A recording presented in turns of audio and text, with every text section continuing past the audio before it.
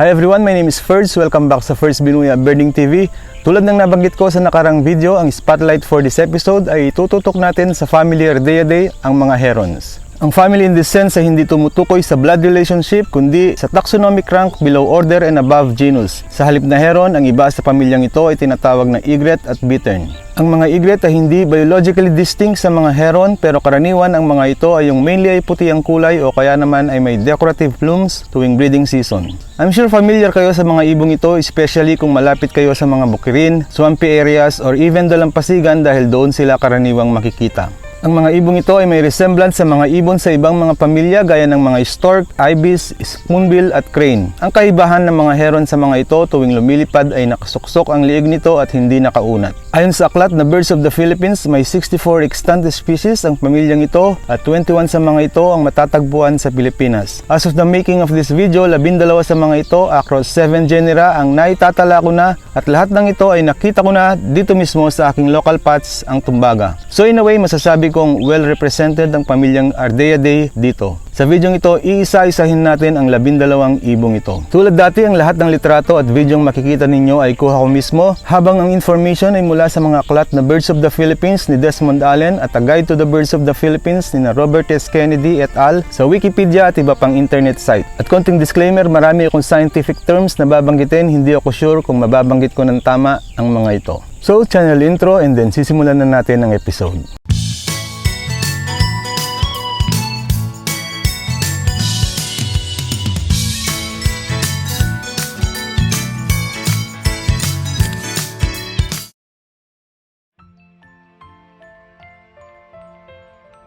Ang mga ibong unang tatalakayin natin ay mula sa genus Ardea, ang mga typical herons.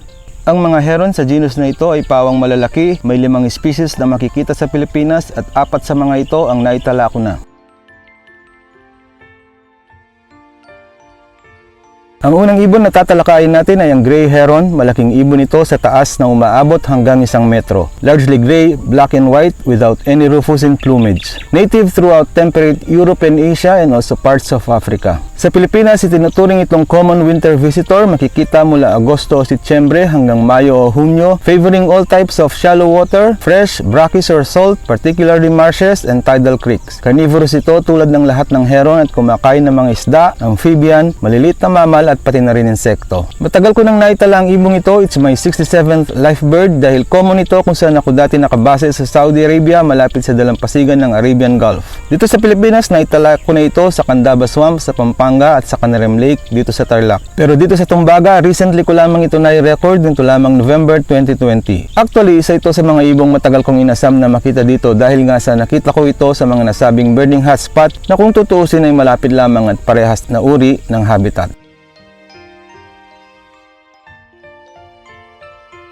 Ang purple heron o kandangaho sa Tagalog, isa ito sa mga kauna-unahang ibon na naitala ako sa Pilipinas noong 2016 at kasama ito sa 25 most common birds ko. Lagi akong nakakakita dito sa local pots ko. All year round, I can confidently say, more than one individual most of the time, though usually solitary at malayo dahil base sa experience ko ay may kailapan ng ibong ito. Sa Pilipinas, in general, ay itinuturing itong fairly common and widespread resident. Malaking ibon din ito, although mas maliit sa naunang gray heron sa taas na 70 to 94 centimeters. Mas manipis din ito kumpara roon. Ang adult ay kulay chestnut and gray with prominent black stripes on head and neck and long plumes on head, lower neck and mantle. Maaring magtaka kayo kung bakit ito tinawag na purple heron at hindi, let's say, chestnut heron. Wala pa akong nakitang conclusive answer kahit sa mga description na nababasa ko ay never na may mention ng purple. Pero batay sa observation ko ay may mga panahon o anggulong nagmimistulang kulay purple talaga ang ibong ito. Matatagpuan ito mostly in lowland, open, shallow freshwater swamps with dense marshy vegetation and also rice fields and mangroves.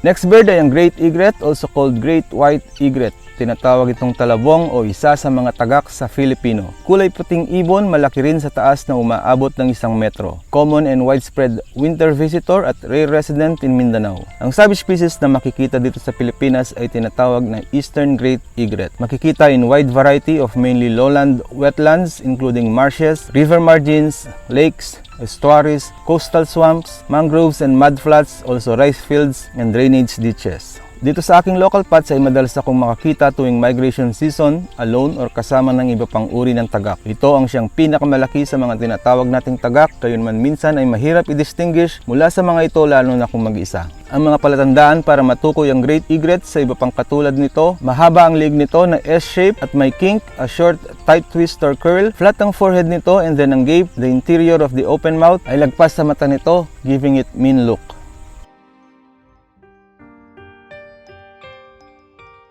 Next bird ay ang intermediate egret, tinatawag ding median egret, smaller egret, or yellow-billed egret. Tulad ng naunang great egret ay tinatawag din itong talabong o tagak sa Filipino at isa ring common and widespread winter visitor at rare resident in Mindanao. Naire-record sa Pilipinas mid-October to mid-May. Kulay puti rin, makikita ito mainly in freshwater marshes, rice paddies, and other inland waters, but also observed on tidal mudflats and brackish marshes. Dito sa Tumbaga, madalas din ako makakita, sometimes alone, sometimes kasama ng iba pang tagak. True to its name ay intermediate talaga ang size ng ibong ito kumpara sa mga katulad nitong tagak. Mas maliit kaysa sa naunang great egret pero mas malaki sa mga tagak na tatalakayin natin maya-maya. To distinguish it from great egret other than its size, shorter and thicker ang lieg nito, mas maigsi ang tuka, mas bibilugin ang ulo and then ang gape nito ends below the eye. Ang Asian population ng ibong ito karaniwan ay may kulay itim sa tuktok ng tuka. Ang isa pang miyembro ng genus na ito na matatagpuan sa Pilipinas ay ang great-billed heron, isang local at scarce resident sa Palawan at Sulu Archipelago.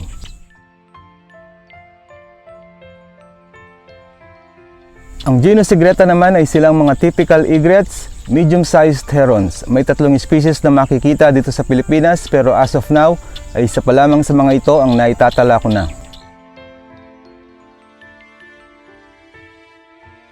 Tinatawag ding tagak, ang little egret tulad ng dalawang nauna ay common and widespread winter visitor at rare resident din sa Mindanao. Little egret man ang tawag dahil kumpara sa ibang mga egret ay maliit nga ito pero malaking ibon pa rin ito sa habang 55 hanggang 65 cm. Makikita sa lahat ng uri ng open wetlands including rivers and lakes, marshes, rice fields, salt pans, mudflats, and mangroves. Dito sa Tumbaga ay karaniwan itong makikita, again sometimes alone, sometimes in group, sometimes along with other egrets. Madalas ay nakakakita rin ako sa mga sanga ng punong kahoy. Kumakailan lang ay nakatagpo ako ng hindi bababa sa 100 nito sa isang natutuyong fish pond, the largest number nito na nakita ko dito sa Pilipinas so far. Para sa akin ito ang pinakamadaling i-identify sa mga egrets at least in non-breeding plumage. Kulay itim ang tuka nito kumpara sa kulay dilaw ng iba at kulay dilaw ang mga paa taliwas sa kulay itim naman ng iba pa. Ang dalawang pang egretta species na makikita dito sa Pilipinas ay ang Chinese egret, isang widespread but local winter visitor, at Pacific Reef Heron o egret, widespread but uncommon resident. Ang Bubulcus ay ang genus ng mga heron na tinatawag na cattle egret. Depende sa source, may 1 o 2 species nito pero dahil e-bird ang sinusundan natin ay tuturing natin itong isang species lamang.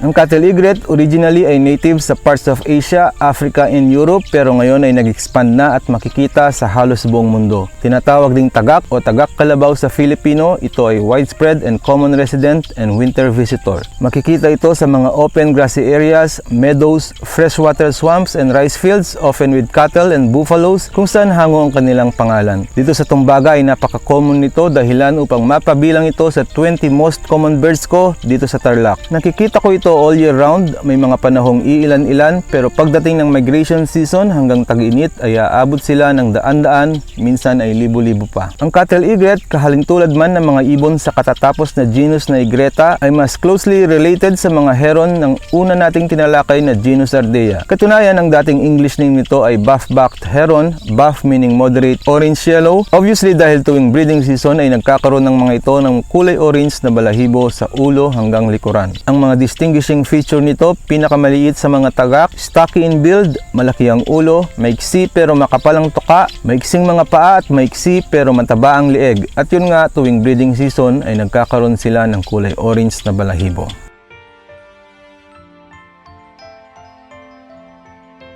Ang Isobricus ay ang genus ng mga heron na tinatawag na bittern, specifically small bitterns. May 4 na species na makikita dito sa Pilipinas at 3 sa mga ito ang nai-record ko na. Ang pinakamalaki sa genus na ito by some margin sa habang 54 to 66 centimeters. Ang black bittern ang isa sa mga ibon na talaga namang namangha ako nung una kong makita. Napakaganda nito sa kulay nitong itim na binagayan ng animoy apoy na batik-batik sa dibdib. Matatagpuan ito in tropical Asia. Dito sa Pilipinas, itinuturing na uncommon resident and perhaps winter visitor at tinatawag na mangansile sa Filipino. Makikita ito in densely forested freshwater streams and pools or other permanent wetlands, tall grass beside rivers and ponds, mangroves mainly in lowlands. Dito sa local plots ko, batay sa record ko ay naitala ko na ito 11 times from August 2019 to November 2020. Secretive and solitary, ito ang pinaka-uncommon sa mga bitterns na nakikita ko rito. Per experience ay nandirito sila tuwing tagulan kung kailan marshy ang area. Ang ibong ito ay crepuscular, ibig sabihin pinaka-active ito tuwing madilim pa bago sumikat ang araw at paglubog nito.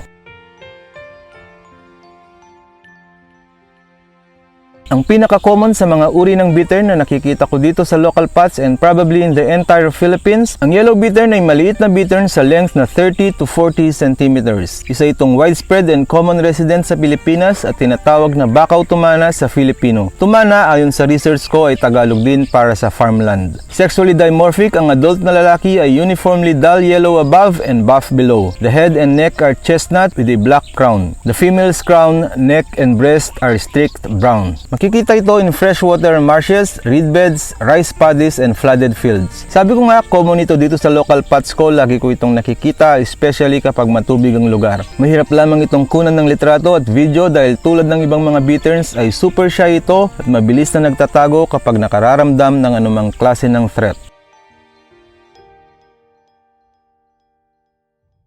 Isa ring maliit na bittern sa habang 40 to 41 cm, ang cinnamon bittern, cinnamon yellowish brown, ay common and widespread resident din. Tinatawag din itong chestnut bittern sa Ingles, chestnut meaning reddish brown, at bakaw kanela sa Filipino, kanela meaning cinnamon. Matatagpuan sa flooded rice fields and grassy areas, freshwater swamps and reed marshes, overgrown ditches and mangroves. Magkaiba din ang lalaki sa babae. The male is uniformly cinnamon above and buff below. The female is similar but her back and crown are brown. Dito sa lugar ko ay madalas din ako makakita nito, although base sa experience ko ay napakahirap talaga nitong picturean at ito ang may tuturing kong pinakamailap sa lahat ng bittern. Katunayan, sa 5 taon kong pagbirding ay wala pa akong nakuhang litrato nito na hindi ako mahihiyang i-share sa mga social media gaya ng Instagram.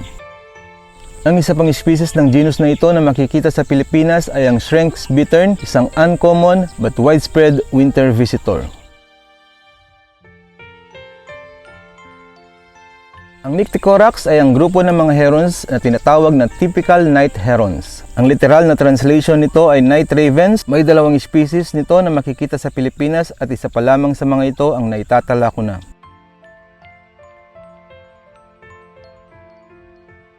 Ang black-crowned night heron, tinatawag ding black-capped night heron at lapay sa Tagalog, ay isang medium-sized heron na matatagpuan sa malaking bahagi ng mundo maliban sa mga pinakamalamig na lugar at sa Australasia. Sa Pilipinas, isa itong widespread and common resident and winter visitor. It frequents a vast range of fresh, brackish or saltwater streams, lagoons, pools, ponds, lakes, swamps, marshes, and mangroves to 2,000 meters. Ang adult ay kulay itim ang crown, hence the name, at ang likod, puti o abuhin ang iba pang bahagi, pula ang mga mata at kulay dilaw ang maiksing mga paa. Magkatulad ang lalaki at babae, although mas malaki ng kaunti ang nauna. Malimit din akong makakita dito sa Tumbaga sa maraming bahagi ng taon, although madalas ay natatanaw ko lamang from afar lumilipad, usually maagang maaga o kaya naman iyong magdidilim na. Madalas pa isa-isa pero may mga panahong grupo ang mga ito at aabot ng 10 hanggang 20 pinagsamang mga matanda at batang ibon. Ang isa pang species sa genus na ito na makikita sa Pilipinas ay ang Rufous night heron, tinatawag ding Nankin night heron, isang widespread and common resident. Ang susunod na genus ay ang Ardeola, ang mga ibon na tinatawag na pond herons. May 2 species na maaaring makita sa Pilipinas at isa pa lamang sa mga ito ang naitatala ko na.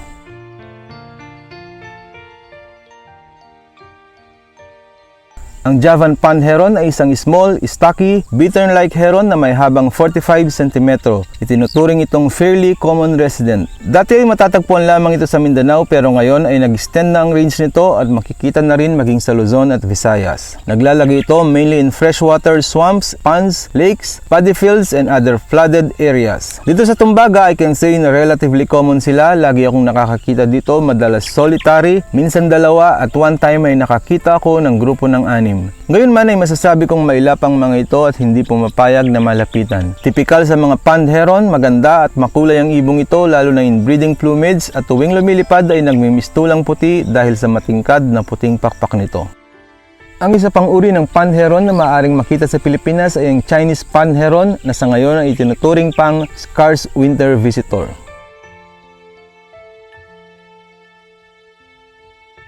Ang genus Boturidis ay ang maliliit na herons na tinatawag na green-backed herons. Dati ay tinuturing itong isang species lamang pero sa ngayon ay na-split na into 3. Isa sa mga ito ang makikita sa Pilipinas at sa kabutihang palad ay naitala ko na.